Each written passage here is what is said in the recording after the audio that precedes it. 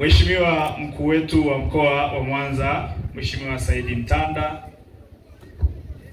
Mheshimiwa mama yetu mkuu wa wilaya,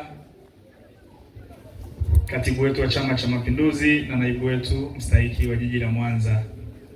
Mheshimiwa mkuu wa mkoa, tunakukaribisha sana katika kata yetu ya Luchelele, hususani katika mtaa huu wa Kisoko, na tunakukaribisha pia zaidi kwa kuja kutufungulia shule yetu, hii shule yetu ya sekondari ya Kisoko.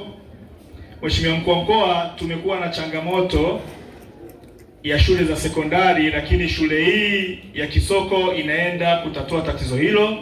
Ukanda huu wa Luchelele tulikuwa hatuna shule ya aina hii ya kata, kwa hiyo watoto wetu walikuwa wanaenda mbali, wanatoka hapa wanatembea kwa miguu zaidi ya kilomita 5 kwenda katika shule ya sekondari ya Luchelele ambako ni mbali ukilinganisha na umbali.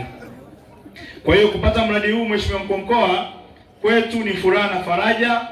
Mradi huu umesimamiwa kwa viwango, nadhani na wewe utajionea. Mheshimiwa mkuu wa mkoa, sisi tunasema tunakushukuru wewe na utufikishie salamu zetu kwa mama yetu Mama Samia Suluhu Hassan kwa kuleta fedha zaidi ya milioni 500 kujenga shule hii ya sekondari. Lakini Mheshimiwa mkuu wa mkoa, shule hii ya sekondari tunatamani sana siku zijazo iwe bweni. Kwa hiyo Mheshimiwa mkuu wa mkoa, ikikupendeza, ukienda huko kwenye mafungu yako na kwa kutuombea zaidi, tuweze kupata bweni hapa, iwe ni shule ya kata yenye bweni katika kata yetu ya Luchelele.